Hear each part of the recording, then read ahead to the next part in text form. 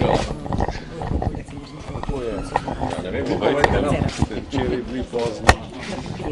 Torej, po prespani noči prvi jutranji sestanek, že na vse zgodaj, Levica vam je sporočila ponudbo, kako komentirate? Ja, mi smo bili za ta sestanek v vsakem primeru dogovorjeni, ne glede na izid njihovega odbora. Zdaj odločitev je padla takšna, kot je. In mi smo se pač dogovorili, da bomo zdaj se naprej pogovorili o obliki možnega sodelovanja. Torej je manjšinska vlada opcija?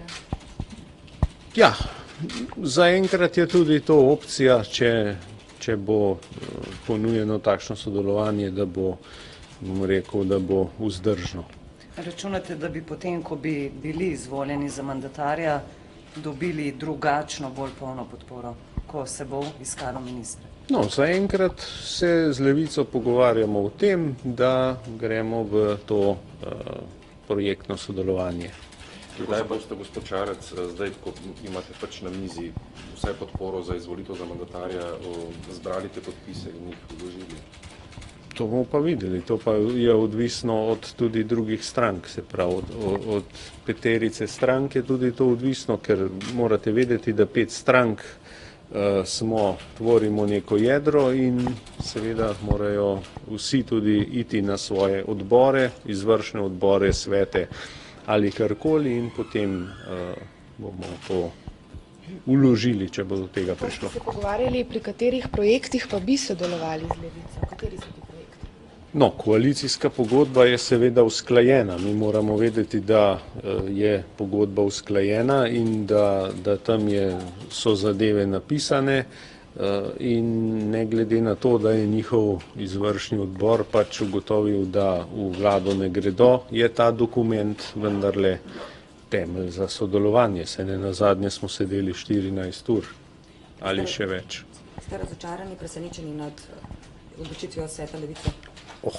Zakaj bi bili razočarani? Saj, ja, veste, če sedeš v avto, moraš vedeti, da lahko tudi ne boš prišel domov, ampak v bolnico. Tako da tudi, če greš v neko takšno sodelovanje, v neko takšen projekt, moraš pričakovati vse opcije. Nekakor, kot sem rekel že, kdor je razočaran ali pa kakorkoli drugega, tak niza v politiko. Vi ste pripravljeni kandidirati za mandatarja, ne da bi vedeli, kakšna bo končna oblika vlade?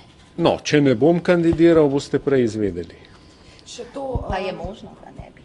Se lahko tudi umaknete? Na tem svetu je vse možno. Se lahko umaknete iz igre? Ja, sem svoboden človek, jaz imam svojo voljo in če se bom tako odločil, lahko naredim tudi tako, ja. Še to, glede na to, da se vsi v petorčku praktično seveda prizadevate za vlado, ki bi imela več kot 46 glasov in glede na to, da imate sami za mandatarstvo zdaj več glasov kot dovolj, je še vedno opcija, da bi denimo, bom rekla, Novo Slovenijo skušali pritegniti nazaj?